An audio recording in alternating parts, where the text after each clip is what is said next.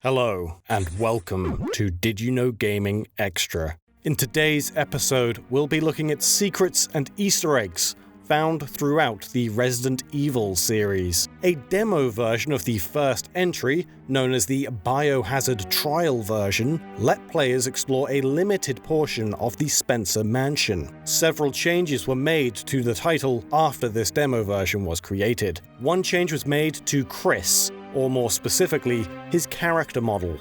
By exploring the demo's files, it's possible to take a look at Chris's textures. At first glance, the texture may appear to be what a player would see in the final game.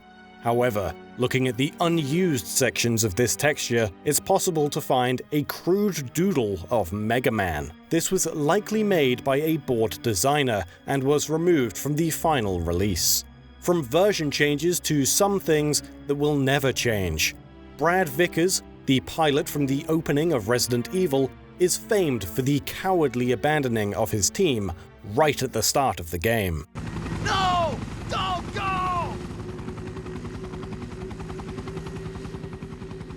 Earning him the moniker Chicken Heart. However, as we've mentioned on Did You Know Gaming before, it seems Brad's tendency towards flight over fight couldn't keep him safe for long.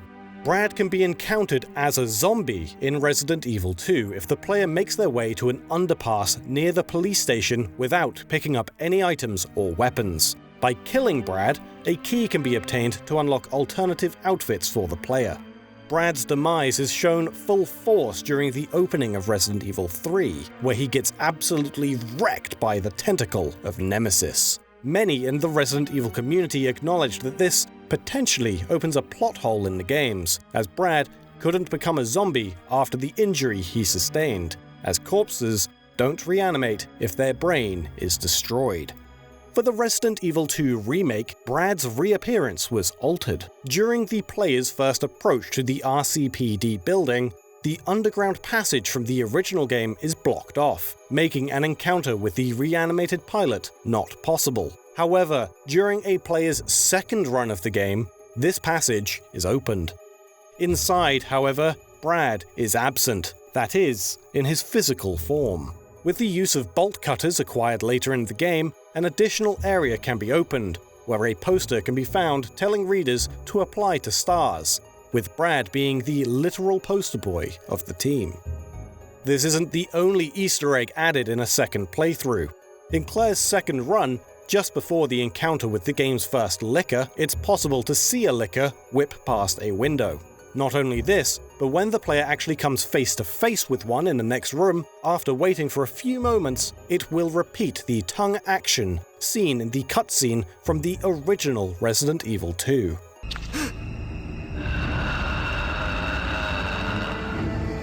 Another throwaway featured in the remake can be found near the beginning of the game. Naturally, Leon's arrival to Raccoon City doesn't go to plan. In the midst of the horror, found in the west room above his new desk is a celebration banner. On closer inspection, there's a gap between the L and the E. Below the banner, on a different desk, it's possible to find an extra L that seems to have been removed. This is a reference to a spelling mistake made in the original game. A sign on Leon's desk says "Welcome Leon" with a double L. This same mistake can also be found in exactly the same place in Resident Evil 3. Also found in the remake is another throwback. Eagle-eyed fans have spotted what could be a reference to Nemesis, the titular villain of Resident Evil 3. In the West shower room, the player can find a gaping hole in the wall that's clearly been broken through. It's possible this was done by Nemesis, as the damage was done before Mr. X arrives on the scene. This is also backed up by the fact it leads straight to the Star's office. On the topic of Nemesis, with the announcement of the Resident Evil 3 remake, Capcom re-released the demo of the Resident Evil 2 remake. However, this time removing the 30-minute time limit of the original demo and including an audible Easter egg to the upcoming sequel. It's possible to hear Nemesis say his iconic "Stars" outside of the police station behind the surrounding walls. Skipping far ahead chronologically, Resident Evil 7 features a bunch of references to the games that came before it. Throughout the game, the player is able to find a series of videotapes that give hints as to how previous victims dealt with the Baker family. Every videotape starts with a numerical code of 00551-90009. Interestingly, this is the same as the product ID found on the US copies of Resident Evil Director's Cut for the PlayStation. On the subject of videotapes, the video Happy Birthday features a keypad, with the sounds it makes being taken directly from the menu screen of Resident Evil 3. You know, I actually envy you. Resident Evil 7 also features a ton of homages to the horror films that influenced it, one of which being the Evil Dead series. When fighting Jack in the basement, upon grabbing his chainsaw, he'll say, Ooh. This is a reference to Evil Dead 2, when Ash similarly equips himself with a chainsaw and sawn-off shotgun. A character's name could also be a reference to the 2013 remake of The Evil Dead. The protagonist's girlfriend not only shares an uncanny resemblance to the character Mia from Evil Dead, but they also have the same name. Speaking of unrelated franchises in a Resident Evil game, Resident Evil 3 has numerous pictures within the game that relate to real-world media. The majority of them can be found on a pinboard seen briefly at the Stagler gas station. Users of 4chan have worked out this board is covered in various photos from different films. Some of the films featured include 4 Weddings and a Funeral, Back to the Future Part 3, A Home of Our Own, and Benny and June. A very strange inclusion is on a wall in the first room of the clock tower, where 2 photos can be seen beside the door. Bizarrely, these are of Alex Mack, the lead in The Secret World of Alex Mack, a teen show that aired on Nickelodeon between 1994 and 1998. From films seen within games to films hidden within games. 2012's Resident Evil Operation Raccoon City released to middling reviews. This non-canon what-if game was set between Resident Evil 2 and 3, and featured an elite team of Umbrella mercenaries sent into Raccoon City to cover up Umbrella's secrets. Having just worked on these SOCOM games, it seemed fitting that developer Slant6 would work on this spin-off shooter, which seems in line with the direction the franchise was heading in with Resident Evil 5 and 6. This wasn't the only big franchise that Slant6 were getting their hands on. Oddly enough, hidden within the files of Operation Raccoon City are Star Wars loading screens and textures for what seems to be Star Wars Battlefront 3, which at the time Slant6 were rumored to be making.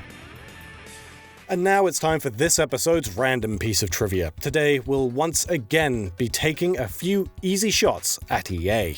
In most cases, a consumer's decision to make a purchase hinges on that split-second glance at a game's cover, and nothing seals the deal better than the inclusion of a famous face. It's a type of marketing the sports simulation genre has relied on for decades. When your game is basically the same year on year, with incremental gameplay tweaks, graphical upgrades, and roster updates, those annual releases depend on marketing the right player at the right time. The trouble with cover athletes is that while they might give the franchise a boost by becoming its temporary spokesperson, any controversies they're involved in can easily cause direct and irreparable harm to the brand. This double-edged sword took a few good swings at EA in their search for the face of Pro Hockey Simulator NHL 2004.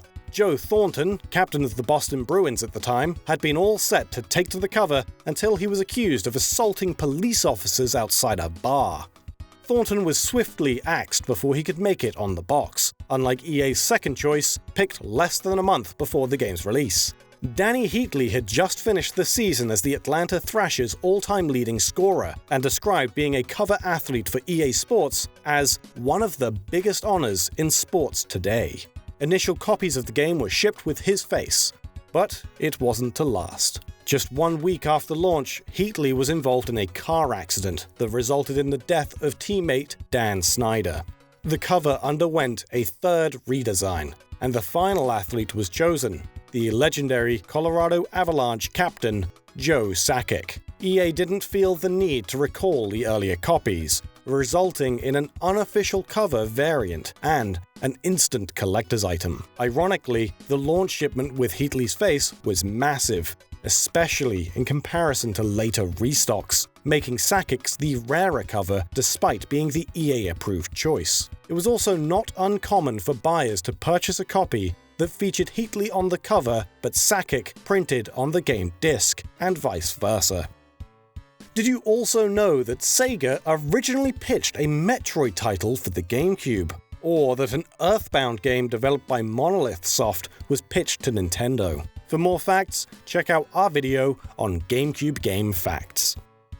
Oh, Resident Evil. It's such a great franchise. The only trouble I face is that, I'm not gonna lie, I get a little scared sometimes when I play the video games that are meant to be scary. I jump, I scream, I wee-wee in my pants. Stars.